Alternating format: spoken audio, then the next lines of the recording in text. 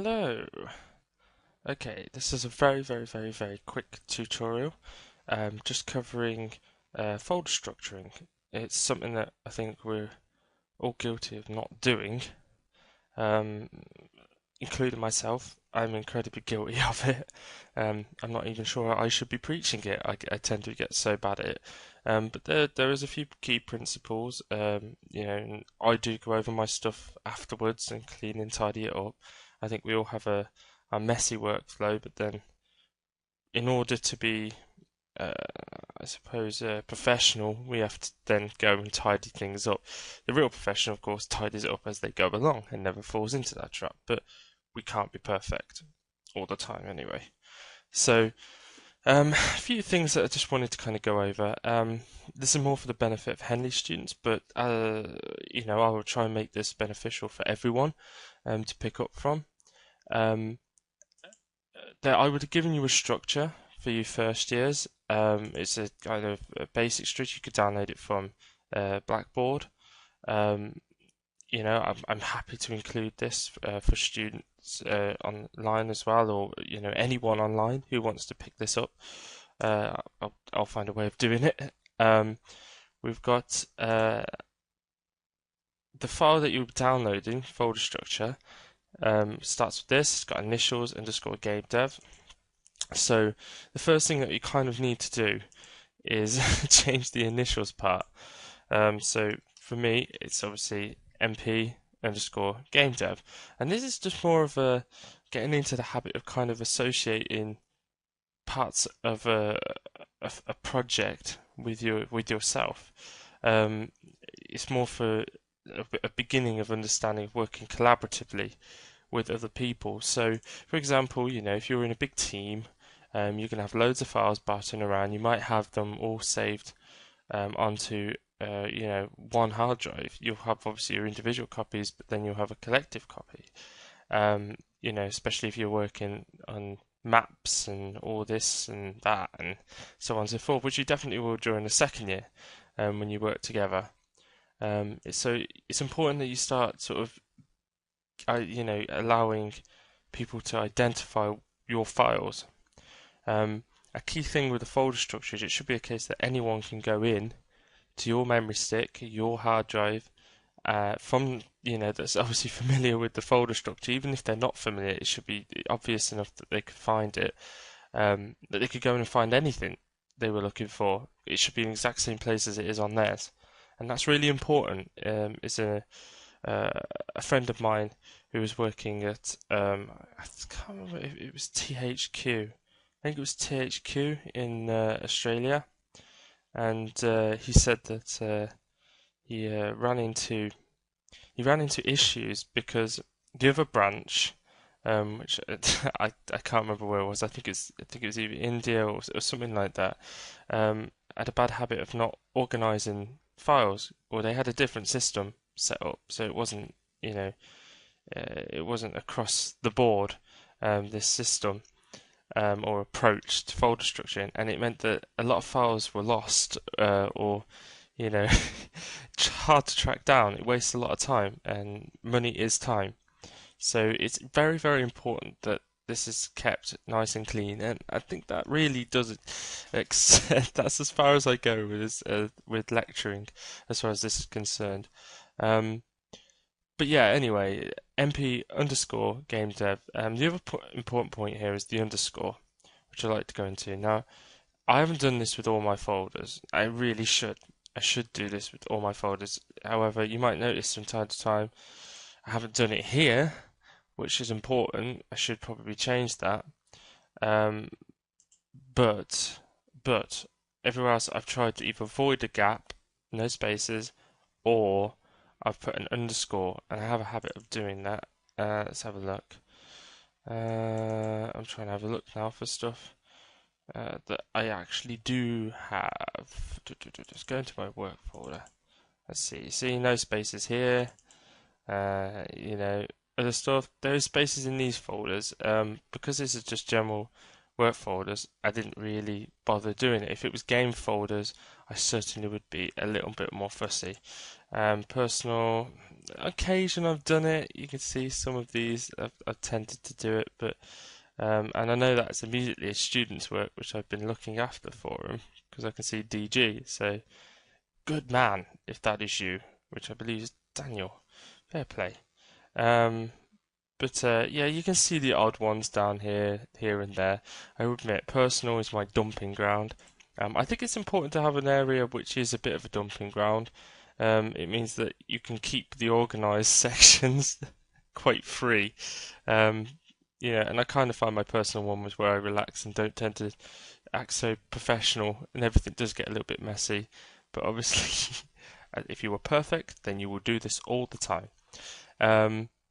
Anyway, look, to continue, the reason for the underscore is so the computer can search it faster. It hates spaces, and that's the main point behind it. So everything gets underscored. You also notice that, second words start with a capital. And this is because if, for example, if I sort of, let's take that name there. If I change that to just dev, like that, which is refusing to let me change visually on there. Let's go. There we go. If I change that to that, it's not so easily identifiable as being game dev. It's not as easy readable, is it? I mean, that looks like it's one word. So by making that capital, it's kind of common sense, but it makes it stand out, and a lot of people forget this, and they end up with mush. So yeah, make sure of that. Use capitals at the beginning of words. Going in, okay, so it's me, and what we have here is we have 3D models. Okay, so this is obviously, as I said, for a student one, so it's all been set up rather nicely. Brainfield folder, things to dump. I mean, this is typically what I'd expect from any of my students. So it's definitely key that you have this sort of structure. Somewhere to pop your assignments, somewhere to basically store inspiration. And I dropped a few examples in there. Very nice images. I forget the place. I always forget the place name. It's a place in, I think it's Ukraine, where there was a nuclear disaster. Not like nuclear bomb sort of, but a reactor blew up. I can never remember, and I know people are going to blag up what it was. But yeah, it's interesting. All the photos, the place is abandoned, and you just get a sort of, if you're sort of more environment, lenient like myself, then you kind of look at this and go, wow, that's amazing. So, this should be a folder where you gather inspiration to help you along the way for future ideas more than anything. You never know when you're going to need stuff. So, always kind of collect and gather this stuff. It's really, really quite nice. Also for reference images as well, for textures and so on. If you've got a camera on holiday, you see something you like, just then drop it in here afterwards. At least you know where it is. Handouts, things like that, tutorials, so on and so forth. Photoshop. I was nice enough to drop my brushes into here. I used the Nagel series. You can get this online anyway. A lot of these. Some custom ones slapped in there, here and there, but generally speaking, sourced from across the net.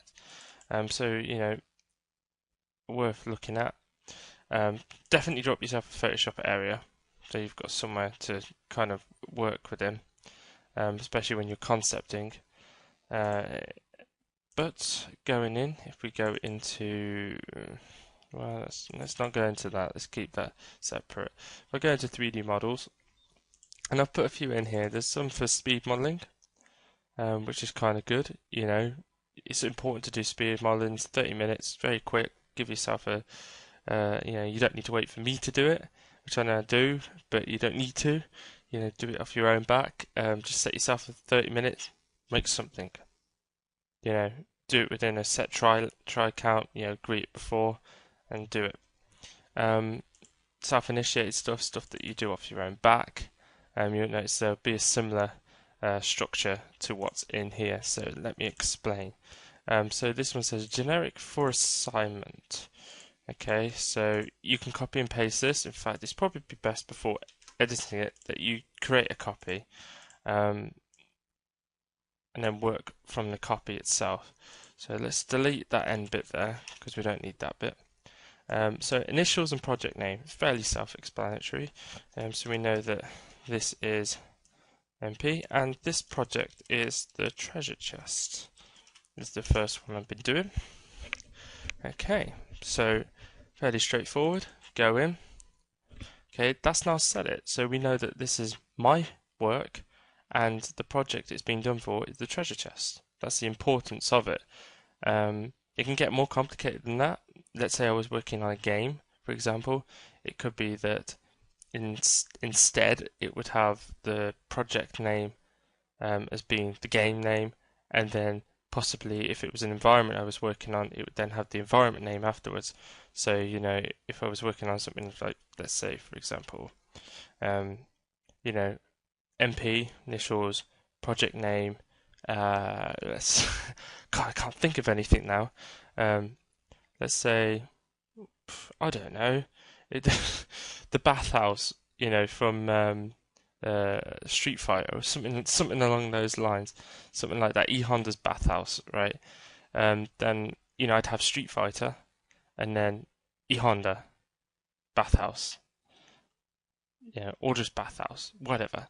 So you know you can sort of really hone down in bigger projects. It gets more and more complicated. Obviously, we're going to keep this on the level.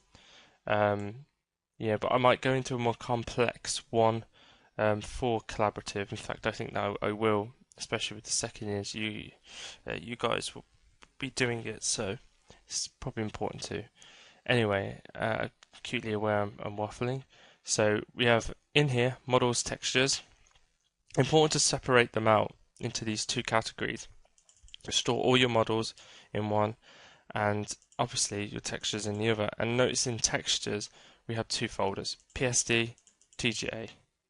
You could also add PNG if you want to for your UV texture, but to be honest, most of the time I delete this afterwards anyway. Once it's in the PSD, it's no longer needed anymore. It's out of laziness that sometimes I won't do it. So let's have a look. So in TGA, there we go. PSD, it's the same. It's empty. And that kind of is all you need in a 3D one, really. That's all that's necessary.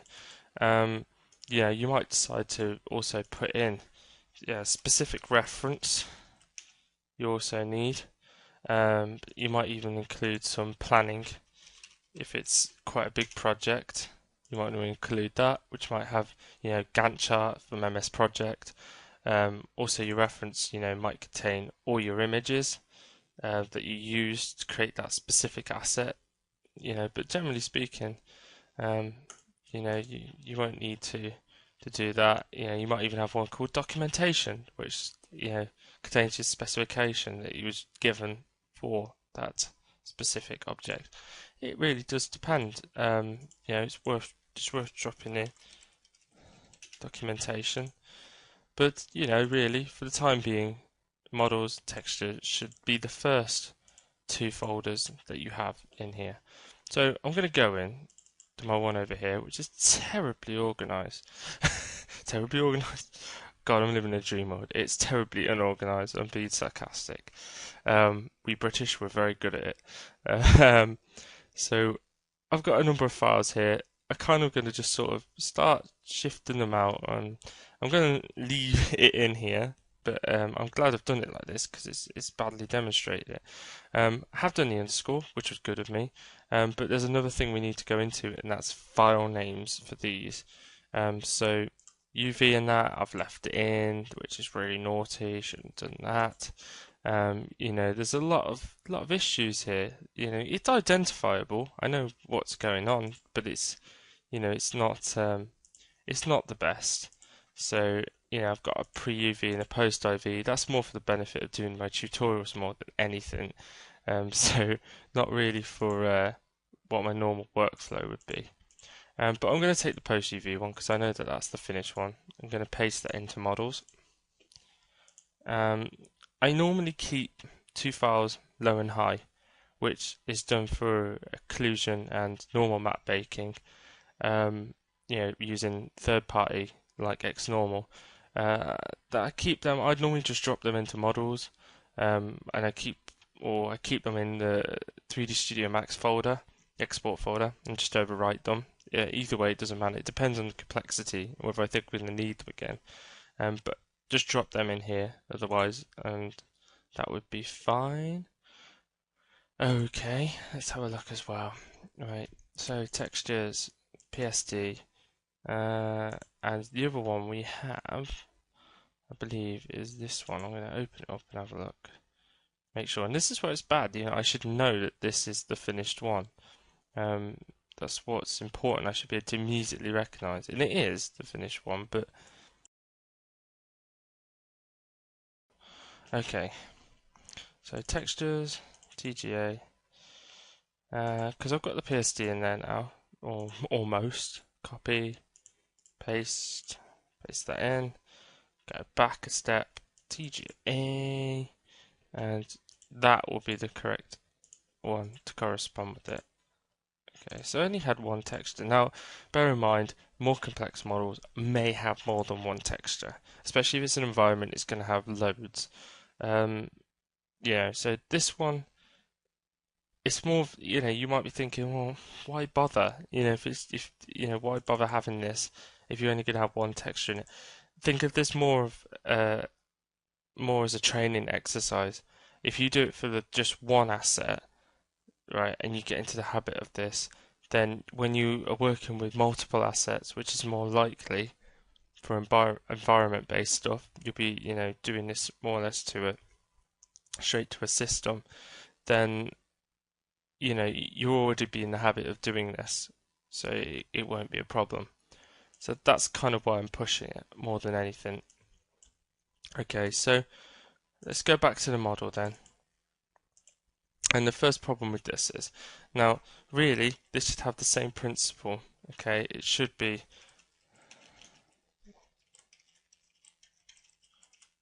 MP underscore treasure chest, and then underscore chest would be the name. Let's just say that. I could leave it as MP underscore treasure chest, and that would be fine as well, I suppose, without going the extra mile. That just adds more memory. That would be suitable enough. I tend to not like it being the same name twice. However, I don't think it really entirely matters on this one. PSD. Similar thing with this. So MP underscore treasure chest.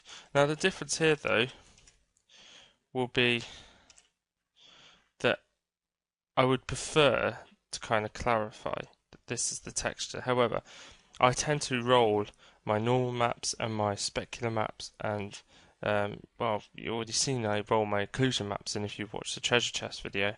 Everything tends to go into one PSD. I much prefer that. I keep everything in folders within there, and I don't have separate PSDs. Some people might, so I'll show you both ways of organising it out. Pardon me. But generally speaking, as long as everything's in the same one, then all I tend to do is put underscore tx, or txt, that's a text file, underscore tx, so texture. And then I know that is my texture folder. Fairly straightforward. And obviously everything within that then is separated and broken down into folders for my specular and so on and so forth. With the TGAs on the other hand, a little bit of a different story, just a tiny bit of a different story. And I'll find an example of it in a minute, but you'd have MP underscore treasure chest, so you can see there's a pattern forming here.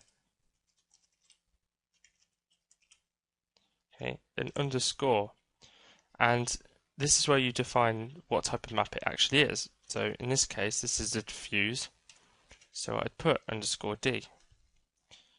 I now know that is a diffuse texture.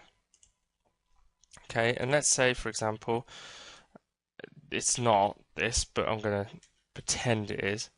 Let's say, for example, this one was a normal map, then it would be underscore N. or a specular map, and you're probably getting it by now, would be _s. Emissives _e, so on and so forth. You've got light maps, then LM, really just shorthanding it so you know what things are.